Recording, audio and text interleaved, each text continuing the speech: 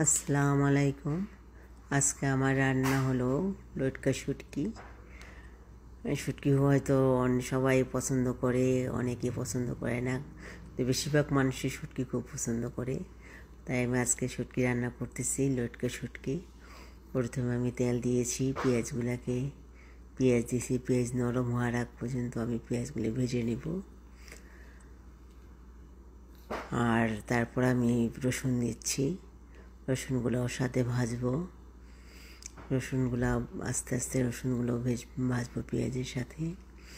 তারপর আমি শুটকিগুলি দেব, শুটকিগুলো রসুনের সাথে পেঁয়াজের সাথে ভাজবো। যখন ভাজা হবে, ভাজা হলে পর আমি আদা দেব, রসুন দেব,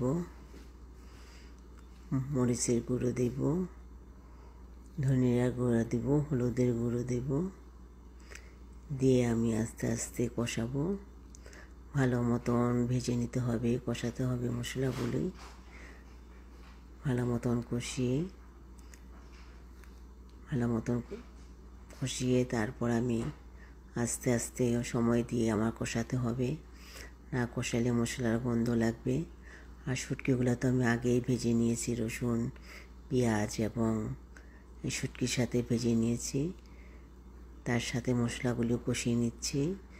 কষানোর পর তারপর আমি আস্তে আস্তে ভালো মতন কষানো হলে পর আমি পানি দিয়ে ভালো মতন যখন কষানো হবে, ভালো মতন কষানো হলে পর পানিগুলি যখন আস্তে আস্তে শুকাবে, পানিগুলি শুকানো হয়ে গেলে তারপর আমি শুটকিটা থাকবে তেলের উপর, আমি লবণ দেব। লবণ দিয়ে ভালো মতন লবণটা দেখে নেব, লবণটা ঠিক আছে নাকি। তারপর আমি আস্তে আস্তে ভেজে একদম ভাজা করব। যখন তেল উপরে উঠে আসবে, তখন আমি আস্তে করে চুলাটা বন্ধ করে দেব। যদি আমার এই শুটকি রান্নাটা আপনাদের ভালো লাগে, তাহলে আমাকে একটা লাইক শেয়ার করে দিবেন। আর আমার ইউটিউব চ্যানেল আছে, ওটাতে একটু সাবস্ক্রাইব করে দিবেন আর লাইক দিয়ে দিবেন।